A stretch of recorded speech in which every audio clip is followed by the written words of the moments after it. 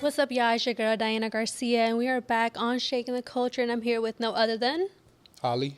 My real name is Charles, but I'm better known as Holly. Okay, so tell us a little bit about what you do, because we can obviously tell you do something. First and foremost, I'm a father, but I'm also a creative director. I'm a designer. I'm a storyteller.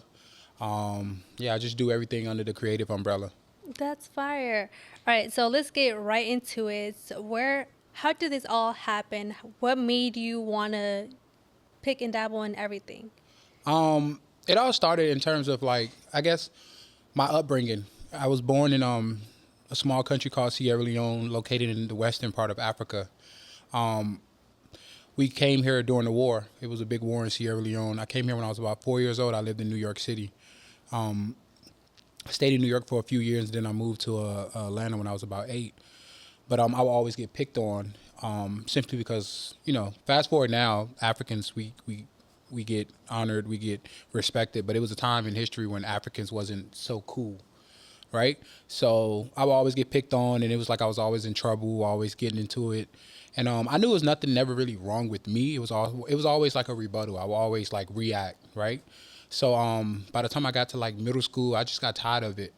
And then I know middle school, it started getting a little better, but it was still like fighting and getting in trouble. Again, I still knew nothing was wrong with me because I wasn't an angry kid. I wasn't an angry person. It's just like when I would get picked on, I would react. So by the time I got to like 9th grade, 10th grade, I ended up getting a job. And then I started making money because I was raised by a single mother, so we didn't have enough money. So obviously our clothes wasn't dirty, but it wasn't cool. You know, you young kids are very shallow. Yeah. If you don't have on like Jordans and things like that, you're not considered cool. So again, within, I always knew, again, I was still, nothing is wrong with me. I always thought I was cool, regardless of what I had on. So when I got a job in 10th grade summertime, I was working at McDonald's, and I saved up my money, and then I started like getting fly, buying clothes. And I realized the kids were nicer to me. And it wasn't for them to stop making fun of me, but it's just I genuinely fell in love with clothes, and I realized I was good at it. And I'm like, because I would get compliments, and kids started being more nice to me. So I was like, I'm actually good at this. And I think that was my introduction to the world of fashion. And I guess it all stems from being bullied and not wanting to be bullied and wearing, because I realized, you know, for lack of better terms, like American kids, growing up, it was, it's the tag or whatever you have on. So I was like, okay, so I'm gonna buy this, I'm gonna buy that. Then I got cool, and then I realized I was good at it. So that's pretty much how I feel like I dived into like the whole creative aspect and whole fashion aspect. You know what I mean? Do you remember your first like wardrobe that you were like, okay, I'm actually like, I could really do this. I could design something. Do you remember that first, I guess, image for you? It was more so the school I went to. We wore uniforms, so it was more so shoes and stuff. But when I was in 9th grade, there was this guy. I went to Jonesboro High School in 9th grade. He had this brand called Brain Scent, and I just thought that was the coolest thing. Like, how do you have a clothing line? I used to think you had to be like super huge to like, like you had to like, how do you do a clothing line? He had a clothing line, and I thought it was really cool. So by the time I got to 10th grade and I started making money, and again, I've always wanted to just express myself. Just to go back to what I was saying, I always knew nothing was wrong with me. I always had so much that I wanted to tell, so much that I always felt like I was misunderstood. So ironically, my first brand that I did in 10th grade was called Creative Expression, right? So I didn't have a lot of money to actually do a brand. The first thing, it wasn't even clothes the first thing. It was around the time when we used to jerk and wear like skater clothes and stuff like that. It was buttons, like pins that you'll get like a jean jacket and you'll put a whole bunch of pins on it. So I used to sell pins and breakfast, and I remember I used to sell them for like $1, $2. I remember vividly. I used to get 100 of them for like $30, and I would sell them for like $1, and that's a $70 profit, right? Yeah. So I would keep doing that, and from then I remember I did my first shirt, and that was my first brand that I had. So I guess that's when you can say I kind of like the first creative stuff I did. And it's funny because my cousin just sent me a picture of the sweater recently. He was just like, to let me know that he sent me one of them long messages about how he's proud of me. Yeah. And he was like, just remember, like, I've been here since Creative Expression days. I thought that was pretty cool. That is. I feel like moments like that, you're like, oh shit, I've came so far. Because I feel like once we're in this space, we're just on go. Right. Like, what's next? What Right. can we do better? You Right. just had a show, like, I feel like once you get those messages, you're like, oh shit, I just had a show. And it just wasn't a regular schmeckler show, It was like something big and people got to experience it. Yeah. So how do you feel about that? Like, you sitting back, reading that message, what was your thoughts? just like really like how far we've come. Like you said, like when you're in it, honestly, like I do it for the arts, and like sometimes like when you're in it, I don't realize like what all I'm doing or what all is happening, because again, I'm in the moment, and I don't really sit back and be like, damn, like this is crazy. And like I'm 30 now, but like I was when like I said, I had the brand in high school, and then I had another brand called Royal Riches that I tried, and that's when I started getting more into like my African history and African inspired clothes. And then by the time I graduated high school in 2012, I just felt lost. I didn't want to go to college. I knew I didn't want to go to college, but I knew being broke wasn't it. But I always wanted to be creative. You know, like I said, I'm from Africa, so it was more so like you either become a doctor, a lawyer, engineer. Yeah. I didn't want to do neither. It's funny enough, my mom actually kicked me out, so I had to do when I graduated high school, me and my brother had an apartment, and I had to do another brand, a more serious brand, which was Royal Riches. And then and I felt like my clothes was really good, but I didn't get the attention that I needed.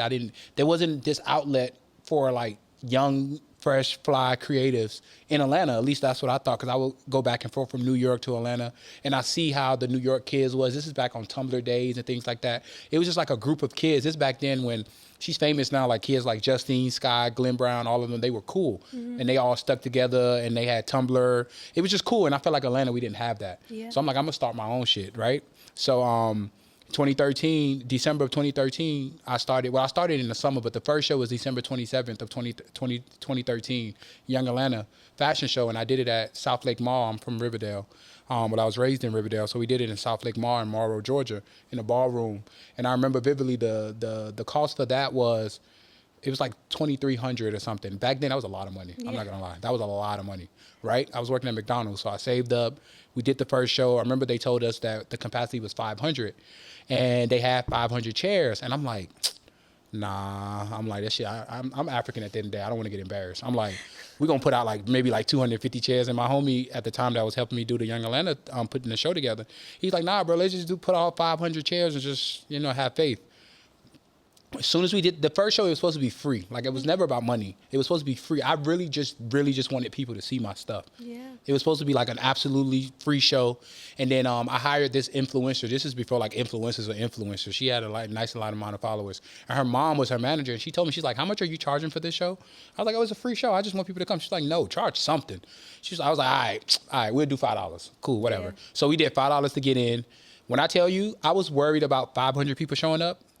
About like 700 or 800 people showed up, to the point where the fire marshal came, mm-hmm. and they threatened to shut the show down because it was too many people. Like, my friends had to like sneak in through the dressing room, and that was around the time Trinidad James had just went like big, and he from Clayco, and I was like, pop the Molly, I'm sweating. To the point where he even came with a whole bunch of people, they didn't let him in because it was the fire marshal was there. But from then I'm like, oh, I have something. We have to keep it going. Like, I have something. So the next show was in the summer, and then I kept doing it because originally the show was supposed to be in the summer, but I didn't have enough money, so that's when it was in December. So after that, it was in the summer, and the rest is history. I haven't missed a year yet. That's 13 years later, and we've been doing it. Well, we just did the 12th show. 12 years later. That's amazing. Yeah. So you haven't missed a show. Okay, what about COVID? What did it look like during COVID season? It was crazy, right? Everybody thought COVID was going to be like a quick 2 weeks thing, whatever. So I think that was in April when they shut everything down. I wasn't really worried because the shows aren't until like August, whatever. Casting call is normally in May. Then I realized, and I was like, dang, I don't know if I'm able to do Young. That's when they start shutting everything down. Yeah. And I'm really adamant about not skipping a year. I'm big on like consistency. I don't care what it is. Like, we're going to have a show. I don't care when, we're going to have a show. So I put out a letter. I was just like, we're still gonna do a show, but I don't know when. We're just gonna play it by ear. And I remember we did the casting in like July or something, and we kind of split the summer. We only did like 1 month here. Then we ended up doing the show in December, and then the venue that year. That's around the time the Breonna Taylors and the George Floyds and all of them was happening, and people was protesting. It was really a dark time. All while COVID was happening. That year was actually crazy. Now that I think about it. So I wanted to pay homage to that, and I wanted to tell the story of the Black Panther for Defense, and that started in Oakland, California. That's what's the theme of the show, and we ended up doing it like in a ballroom, not a ballroom, but like an auditorium area. They ended up letting me have it there. I can't remember the Epicenter. That's the name of it. It's over there by Six Flags, and we used their auditorium area. We were supposed to skip every other seat. I was only supposed to have a certain amount of people. Yeah, I bet. Right. luckily, I thought like they was gonna be hard on it. I realized with venues, like who I'm talking to throughout the whole time is not who gonna be there the day of. It's like different people the day of. So when the day came, it was a cop or whatever, and I realized there was so many people that came. I don't know if we promoted the show really well. I'm still trying to figure it out, or it just was nothing else to do. But that show was our most packed show. Believe it or not, that was actually the most profitable show we had. When I tell you the amount of people that kept coming, to the point where I paid the security guard to let people keep coming in. Because we were supposed to skip seats. It ended up being no one skipped any seats. This is before COVID. This is during COVID. Like, but that's Atlanta though, because I feel like even then we were supposed to be inside. Everybody was still outside. You know. It was a great show, and then we ended up doing that. But that show was in, I think, December. That was the second time I did another December. And then this year we just did the next year we did the zoo, and then the next year I did the High Museum, and then now this year I just did the stadium. Yeah. Do you like hear yourself with like the progress that you make when you like speak? Not really. No, well, okay. when I talk about it, but I don't really think about it as much. But like, that's crazy. We just did a stadium. Exactly. Like, that's where I was leading to. I was like, did you not just hear like you should have been from the zoo, from the High Museum to places where people usually are in this for a couple years and like this isn't working out for me. Like, okay, cool. We had these shows are sold out, but like, what else am I getting with it? Or they're not inspired. Yeah. So what inspires you to continue to create? What is it? It's just storytelling. Like when I was in college, because at first, like I said, I knew I didn't want to go to college when I graduated at 18. I ended up not going to college till like 25, 24. And I moved to New York and went to college eventually. I ain't gonna lie, I got tired of paying bills and stuff like that. So my aunt was sick and my mom was moving to New York. I'm like, fuck this shit, I'm moving to New York, right? Because I was doing Young Atlanta, but to be honest, Young Atlanta was never profitable. The first show, I didn't make no money for real, but I was just so adamant that I'm that type of person. I don't care if I'm gonna do another one. This shit gonna hit at some point, right? And because I really believe in it. So I was low-key wasn't really making no money for real. So I moved to New York. Then I was like, all right, fuck it, I'll go to school because that's the only way I can go with my mom. So I'm like, I'll go to college. So I went to college at first I thought I was going for business. I went to FIT and I did the little auditorium. What's that thing called when you go, like right before college and like you go and they tell you about it? What is that called? The orientation? Yeah, that. Yeah, I went to one of those, and I was like, I don't want this. So I ended up going to school for business, and then I lost my train of thought on the question you even asked. I'm sorry. No, you're fine. What inspires you to keep on going? And you talk about. Oh yeah. And then when I went to school for business, I took a lot of Black study classes, and I've always been into like Black history and all that. But in high school, it's like surface level. The Rosa Parks and the Martin Luther King. Yeah, we know all that, right? But I took mad Black study classes. I never changed my major, but I just kept taking them. Like I took all of them. Like I'm in one semester, I had like 3 Black study classes, different Black study classes. And I really fell in love with Black study and African studies.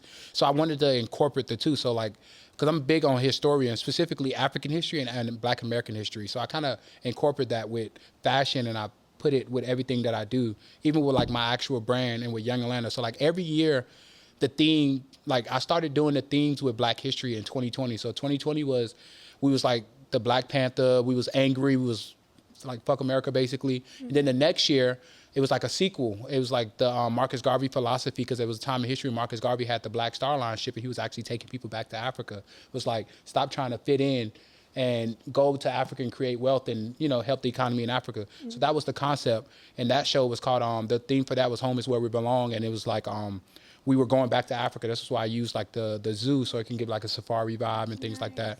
That was the concept for that. And then the next year, I ended up doing the museum, the High Museum. And that was talking about like the colonization of Africa and how the Europeans came and took artifacts from Africa. I don't know if you ever saw the movie, Black Panther. In the beginning of the movie, Michael B. Jordan was in the museum, and they were showing him all the artifacts that was stolen from like the Benin tribe in Nigeria, and he was like, "Wow, you guys!" So basically, they stole everything. That particular scene was shot at the High Museum. So with a brain like mine, I'm like, "Fuck that! I have to do this at the High Museum." So that was stressful having to get that venue, and I ended up getting that. And that was what that show was about. And then last year, we was talking about the Tuskegee Airmen. The show was called Two World Wars. And that whole concept of the Tuskegee Airmen, they fought in World War II, and the obstacles they had to face just to prove that they was worthy enough to be able to be in control of machinery, like be pilots and stuff like that, because they've always thought, Black Americans or Africans, we weren't worthy enough for certain things, right? So they had the draft system and all that, but they would give you guys they would give us the bottom of the barrel roles. It wouldn't be nothing that you use in your brain. So that whole concept of them fighting 2 wars, because even after the war, they won, they still came home to nothing. They were still fighting against racism and segregation. So it's like they fought 2 wars. That's why I called the show 2 World Wars. And then this year we have the Negro League and the obstacle that they fought to be able to prove that they was worthy enough to play professional basketball. Thank God now we have the Tiger Woods, and we have the LeBron James and stuff. And we all know sports ain't nothing without us. But at the time, they didn't think. It took 20-something years for us to prove that we was worthy enough. You know what I mean? So that's what really inspired me to tell these stories, that these obstacles that we built, like we went through, and like the resilience, and like just showing that we can do it no matter what. And I try to bring that and instill that in the people that's all incorporated into the show. Like, don't look at your surroundings, don't look at your condition, don't look at stuff that's against you. Fuck all that. Like, you can do it. So I try to tell these stories through that to kind of show them, you know what I'm saying? Obviously not as deep as how it was back then, because obviously it's not the same times. Yeah. But we still face a lot of challenges as Black and brown people to this day. So just to show them there's light at the end of the tunnel, and to keep going and never give up, basically. Yeah. Yeah. So, Young Atlanta, how did Young Atlanta come about? Is that you? So you said that's you have 2 brands? Yeah. Okay. So I have. I'm a designer, but Young Atlanta been here since 2013. Again, when I started designing after high school, I just wanted people to just see my stuff. I felt like it wasn't.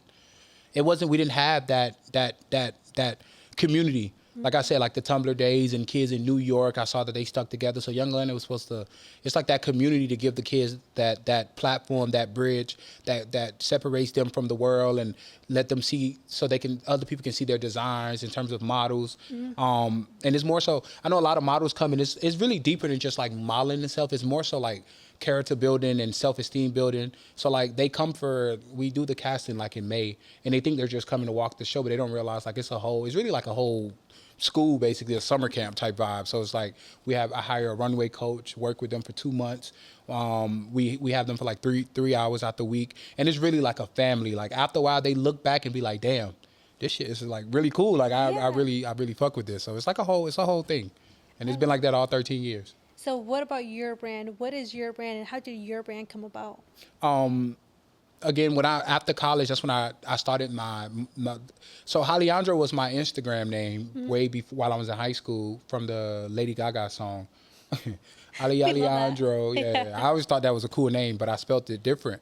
And then but I had stopped doing clothes because it got to a point where I felt like I had a creative block, and I was trying to find myself. I was trying to find a niche. Like, what can stand me apart from everybody else?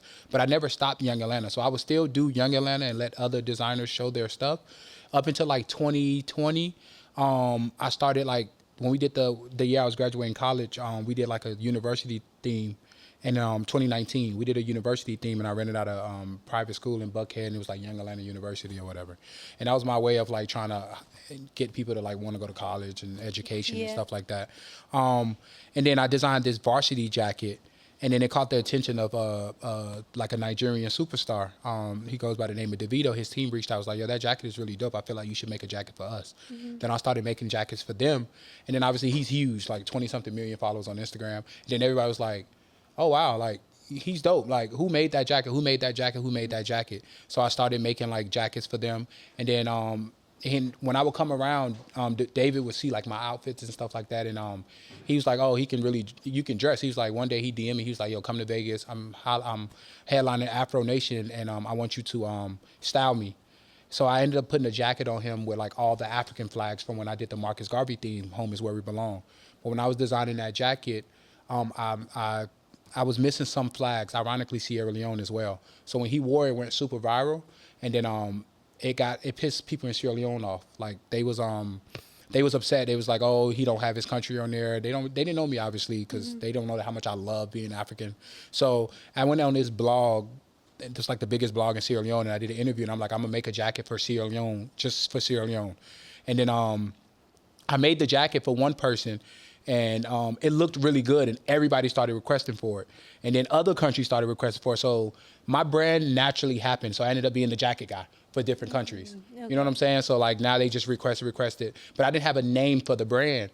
But at that point, Hollyandroo was going up. People knew Hollyandroo. So I'm like, well, everything I do now, I'm just going to say by Hollyandroo. So by Hollyandroo, the creative director, that, you know, this show was creative directed by Hollyandroo. This jacket was made by Hollyandroo. This person was styled by Hollyandroo. So that's where the name came about. So I just stuck with that. Is that like your fashionista ego? Basically, that's my Sasha Fierce. Yeah. Yeah. Like I Beyonce. Basically. We love that. All right, so what's the future for the brand? I just want to touch more people and touch more, inspire more. Like I said, I was born in Sierra Leone, and I haven't been in Sierra Leone in 27 years. Wow. I went for the first, since 27 years later was in April, I went for independence. I did a pop-up shop out there. I took a bunch of my jackets, because I always get a lot of requests from Sierra Leone.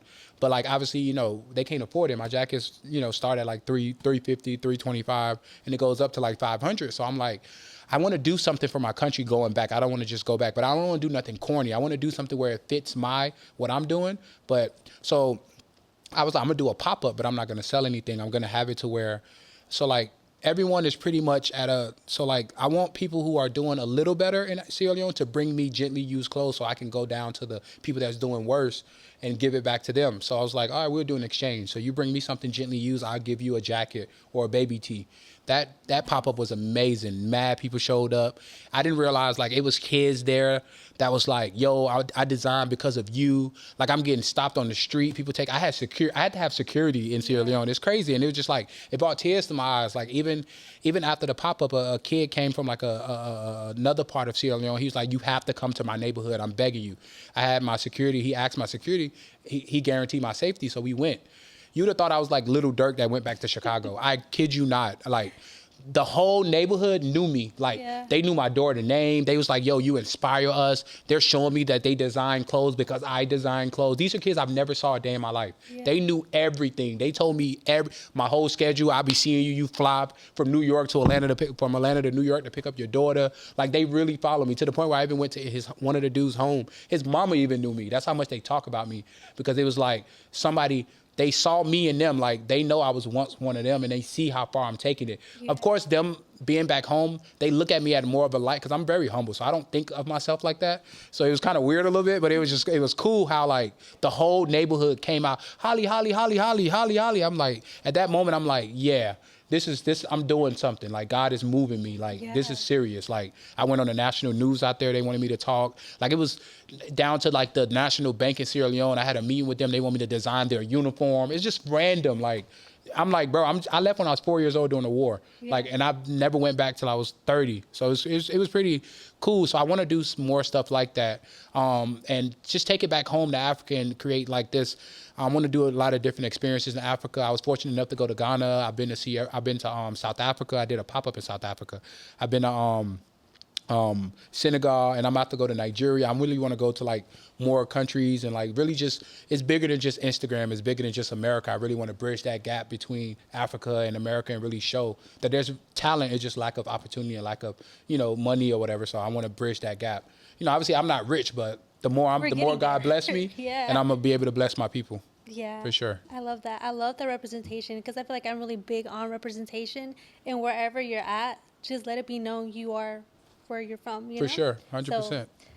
I love that. All right, so I could literally talk to you for like hours, because you just got stories and just like inspiration. I'm sorry, yeah. No, what? Sorry for what? I'm telling you, people just hearing this and just hearing your story and what keeps you going. Because you even said, at one point you didn't even know what to do next. Right. So I love that. But I really want to get into the your models and what they got going on. For sure. So we're gonna switch it up a little bit. But before we do that, I'm gonna ask you quick questions and just let me know, just to get to know you a little bit better. Okay? For sure. All right. Who's your favorite stylist? My favorite stylist, Law Roach. Okay, I don't know nothing about fashion, but I'll Google her for you. Law Roach is a boy. He styles. His biggest client I think is Zendaya. He kind of transforms Zendaya from this Disney Channel, like quirky nose style type of person, and made her to this fashion icon woman. She's beautiful. Yeah, he done very well with her. Yeah. It's all Law Roach. Okay. He's pretty cool. All right, what's one fashion statement you did not agree with at all? That's a good question. There's no fashion statement I don't agree. I believe in creative expression. Okay. And I did one of those street interviews in New York recently, and he asked me the same question. I was just like, just wear what the fuck you want to wear. Like, it's all about, it's an aura thing. It starts within. Like, it's fuck rules. Yeah. Like, just wear what you want to wear. Like, right now, I don't know how to ride a motorcycle. I've never rode a motorcycle, but I have on motorcycle pants. Like, you know, just wear what you want to wear. You all know? Right. So. What's the best fashion style you've seen? The best fashion style I've seen, like a person or just in general, a trend? In general, yeah, trend. I don't know. I guess this is trendy. I would say Balenciaga and everything they're doing. It's pretty trendy, but I like it. You like and it? like everything that they're doing. And Bottega, Veneta. Yeah, we do love that. All right, when's your birthday? February 2nd. Aquarius. I know that's coming. Yeah. That's crazy. I don't know. You don't give off that though. I don't personally. know nothing about signs. Yeah, me either. But I was like, you don't give off that from like the roommates I've had. I was like, yeah, you don't give that off at all. Yeah, February 2nd, 1994. Nice. Yeah. That's nice. All right, and when you hear shaking the culture, what's the first thing that comes to your mind? Just people that's really doing it, like not for Instagram, not for the money, really for the culture. Like, you know what I mean? Like doing things and like really making an impact and really like doing it for like the arts. You know what I mean? And it's easy to know those people and see those people, and those are the people I like to connect with. So I like the name of it's very powerful, the name. So yeah. And I'm very honored that you guys even have me on here. So I guess I'm moving the culture as well. You are. You really are. And like I said, just the representation for who you are and your culture, like we love that. That's dope. Yeah, I appreciate that. I'm happy. Yeah. My mom going to be happy watching this, and my daughter. How old is your daughter? She's 5. She'll be 6 January. That is so she's cute. dope. Yeah, Dude, very that's beautiful. around the corner. Do you like style her up? Like I bet she gets like she be killing it with the outfits. Oh yeah, I do. The designer this, designer that. I've slowed down a little bit. Because I realized like she grows out a lot of her stuff, and she's getting to the age now. She's telling me like certain things. Like I like cool stuff that look kind of crazy a little bit, and she's getting to a point where I don't know why she has this mentality that somebody's gonna make fun of her. Like I have this hat that I bought for her, and it looks cool. Yeah. Like it's very childish. I like childish, cool things on kids, right? Nothing too like grown or nothing. Yeah. And now she thinks like they're gonna make fun of me. They're gonna make fun of me. So I'm getting to a point where like now it's just like I'm letting her rock out and like. Letting her, when we go out, she picks what she wants. Yeah. So I don't approve all her fits no more. Yeah. But it's just as long as she's happy. Yeah. Yeah. I had my time when she was 4 and under. Exactly. Yeah. Understandable. All right. So let's go ahead and change it up and For sure. get into the fits. For sure. I love when we can switch up the whole scenery and the vibes in here. Right. All right. So for you guys that missed the latest fashion show. What do you call it? Fashion show? Yes, Yeah, it's really bigger than that at this point. It's a Exactly. whole I'm like, experience. is it even a fashion show? Like, we just need to have a new name for it at this point. Right? It's an experience. Exactly, an experience. For sure. We're gonna get some of the outfits that he designed. I'm excited to see these, and he's gonna explain them as well, the inspiration behind them. So if you want to call up the first one, we can Yes. start. And for correction, I didn't design these pieces. What Young Atlanta is to give other people like myself platform. So I really wanted to use this moment to highlight the other designers. We had about 18 designers in total. I guess 17 if you're not counting me. So I brought about 3 of them today. So I want you guys to see some of these designers and their hard work and all they put, you know what I mean, with Young Atlanta and in the show and their designs. Okay. And the first look, this is our beautiful model here, Jessica, and this was the show opener. This is Kareem Ritchie, the designer. He goes by the name of Kareem Ritchie, and he did this look, and I thought it was pretty cool. It gave me like 90s fashion, fabulous vibes with the fur, and yeah, this is Kareem Ritchie. You can give them a 360, Jessica, for me, with the matching boots, and he had the bow on there. I just thought this was a very powerful piece, and it just looked amazing. It just looked really, like Dej Loaf says, rock that all white when I'm feeling godly. You know, it just gave me that vibe. So I had to highlight this piece. We love that. It's For definitely sure. feel like. Wait, so are these on sale? Or are these just a one-piece type of vibe? With Kareem Ritchie, I think a lot of his pieces he's one of those designers that make made to order type pieces. So Okay. if you really love his stuff, you reach out to him, and then you know what I mean. He can make it work. Even if you're like, I like this concept, but I want a different color, he gonna make it work. You know. We love that. We love that. Yeah, it's amazing. I loved it. Great job, Yes. Jessica, and Kareem Ritchie. Yes. Beautiful. And now coming up, we have the beautiful Shamir She's wearing House of Ema. House of Ema is an amazing designer from London. She was London based. She's Nigerian. She lived in London, but she recently moved to Atlanta. This is her second show that she's done with us. And this look is just elegant. She's very beautiful, very mature, very nice. When I see this, it just gives royalty, like, you know what I mean? Yes. With the neck piece. And Shamir did a very great job with this look. And hold your hand up, show them the bag to just look at that, you know? So yeah, I just thought this was a very beautiful piece, and I really wanted to highlight House of Ema because she's an amazing woman and more amazing designer. Yes. And yeah, House of Ema, that's the name of this. Check her out. A lot of her stuff is ready-made, or she can also do custom pieces as well. I love that.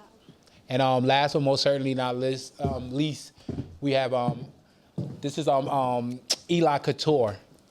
This dress is really fun. I think it's very sexy. It's very like fun and going out. And I just wanted to highlight her. Eli Couture started with us. She's a designer.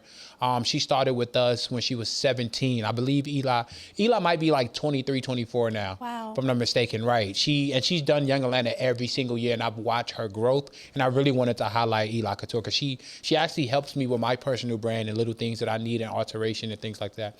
And she's just an amazing woman. And I felt like Selma embodied this look. Selma is our model. She's just her first show with us. She did an amazing job as well. And I just really want to highlight Selma and Eli Couture with this look. Thank you. I love it.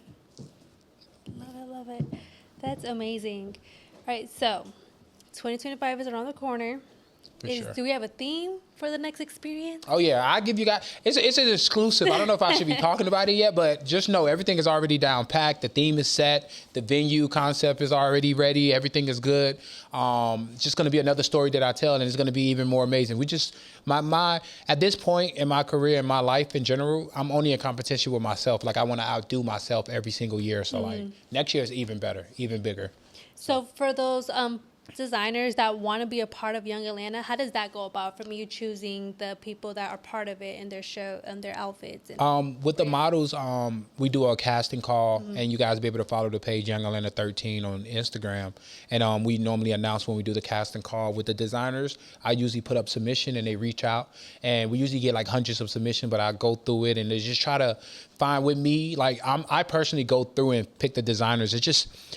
It's a feeling. Like I even tell my models anything. It's like when you see somebody or a beautiful woman that you like, you just know. It's a feeling. You just know. And that's how it is with art. The way I look, I feel like with my eye, the way I look at things is not the way other people look at things. If I see it and it does something to my soul, then most of the time you're casted. And it don't necessarily have to be anything and it doesn't have to be like Black history. It don't have to be nothing that I'm into personally, but I can see what I feel like is good and I see potential in it, and then we just try to give them that platform. We love that. All right, Sure. Can we get all three models up real quick so we can? For sure. Jessica, Selma, and love them. Shamir.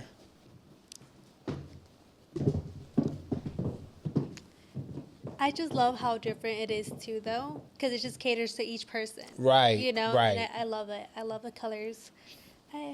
We're here for it. We're here. So what's your guys' social medias, if you guys want to go one by one? Okay, so I'm Salma, and my social Oh, media... the mic. I was like, I don't know if they can hear you. I am Salma. My social media is SALMAK_NAIGA, Niga. My name is Shamir. My Instagram is Hunchos. That is HUNCH0SS. Yeah. Hi, my name is Jessica, and my Instagram is JBSSCAA. All right. For sure. Perfect. Thank you guys so much. You guys killed it, because I probably would have fell with them heels on. Just saying.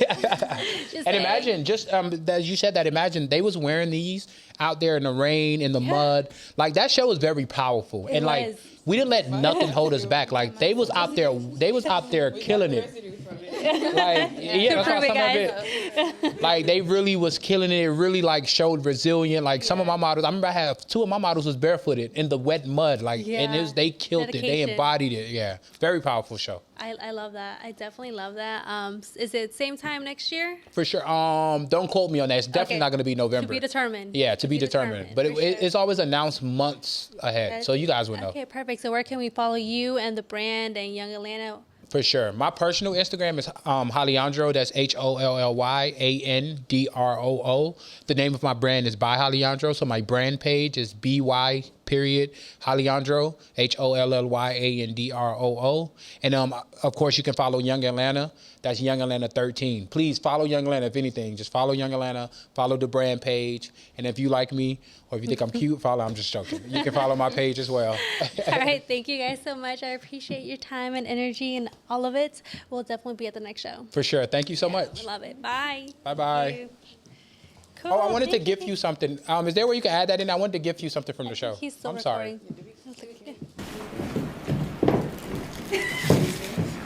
So it's up to you guys. yeah, I can still stay here because I wanted to look like natural, right? Like, yeah, you recording? Okay, cool. I wanted to give you something from the show. This was actually one of the pieces that we designed for the Black Ball collection. Oh, nice. As you see here, it says 1920. I'm always big on education. This was the year the Negro League started in 1920. Very powerful year. Also the year that Marcus Garvey made the Pan-African flag, which is why I added the Pan-Africanism flag under it.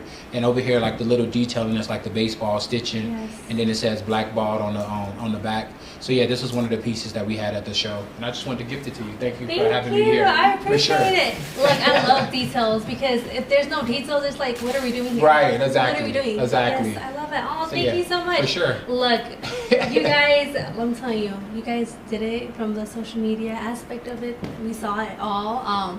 And I just can't wait to see what the venue looks like next year. For because sure. I'm telling you, every single time you said the zoo, you caught me off guard with the zoo, okay? And then you said high museum, like, all right, we're just elevating here. Right, We love right, it. right. So I'm excited for next year. For sure. Really. All Stay right. tuned. Yes. Thanks. Yay.